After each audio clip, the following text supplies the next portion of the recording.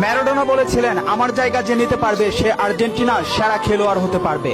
টেভেজ বলেছিল, যে মেসিকে বুঝে না সে ফুটবল খেলাই বুঝে না। ব্রাজিলের পেলে বলেছিল, মেসিকে কখনোই খারাপ খেলতে দেখিনি, সে সব সময় একই ধারে খেলে আসছে।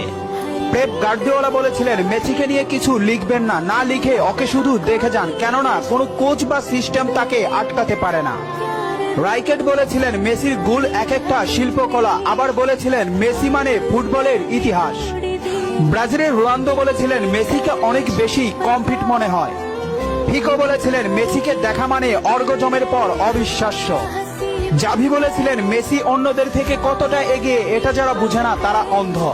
ইনিয়েস্তা বলেছিলেন, মেসি যা পারে অন্যরা তা পারে না, বার্সেলোনা আর কখনোই আরেকটা মেসি পাবে না। ব্রাজিলের রোনালদিনহো বলেছিলেন, আমি একবার বিশ্ব সেরা হয়েছিলাম, কিন্তু তখনও বার্সার সেরা প্লেয়ার হতে পারিনি, কারণ তখন বার্সাতে ছিল মেসি। অরিফ বলেছিলেন, মেসিকে দেখলে সব সময় সতর্ক থাকতে হয়। ইব্রাহিম মুভিজ বলেছিলেন, মেসির বাঁ পায়ে যথেষ্ট, ডান পায়ের কোনো প্রয়োজনই নেই। খুলিদ বলেছিলেন, মেসিকে দেখতে পাচ্ছি বলে আমরা ভাগ্যবান, কারণ মেসি ফুটবলের সৌন্দর্য। রোমারিও বলেছেন, ও নিউটন আইনস্টাইনের মতো প্রতিনিয়ত নিজেকে ছাপিয়ে যাচ্ছে। আরজি বলেছেন, লিওনেল মেসি বাস্তবে এত নম্র ও ভদ্র, অথচ মাঠে সে একটা আগুনের গোলা।